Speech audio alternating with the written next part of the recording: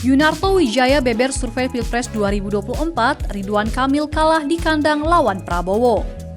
Elektabilitas Gubernur Jawa Barat Ridwan Kamil tidak lebih unggul dibandingkan Menteri Pertahanan Prabowo Subianto sebagai calon Presiden Pilpres 2024 di Jawa Barat berdasarkan survei teranyar Carta Politika pada Februari 2022. Padahal Ridwan Kamil diketahui merupakan orang nomor 1 di pemerintahan di Jawa Barat.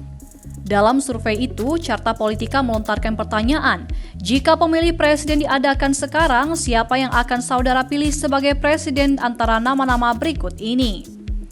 Hasilnya, Prabowo memperoleh elektabilitas 24%, sedangkan Ridwan Kamil memperoleh posisi kedua dengan 20,9%. Di posisi ketiga ada nama Gubernur DKI Jakarta, Anies Baswedan dengan 18%. Disusul kemudian Gubernur Jawa Tengah, Ganjar Pranowo dengan 12%.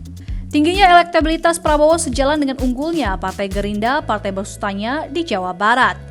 Elektabilitas Gerindra mencapai 21,3%, disusul oleh PDI Perjuangan 18,2%, PKS 9,1% dan Golkar 9%. Carta Politika menyebut bahwa survei preferensi sosial dan politik masyarakat Jawa Barat ini dilakukan pada 3 hingga 9 Februari 2022 melalui wawancara tatap muka.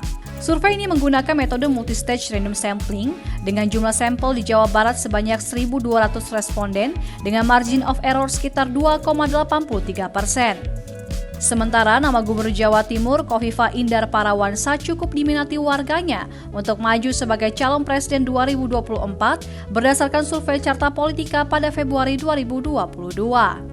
Khofifah masuk dalam 5 besar tokoh dengan elektabilitas terbaik di Jawa Timur dengan perolehan 13,1% bersama Gubernur Jawa Tengah Ganjar Pranowo, Menteri Pertahanan Prabowo Subianto, dan Gubernur DKI Jakarta Anies Baswedan. Khofifah yang notabene kader Partai Kebangkitan Bangsa itu juga berhasil mengungguli Ketua DPR RI Puan Maharani yang elektabilitasnya hanya 4% di posisi kelima.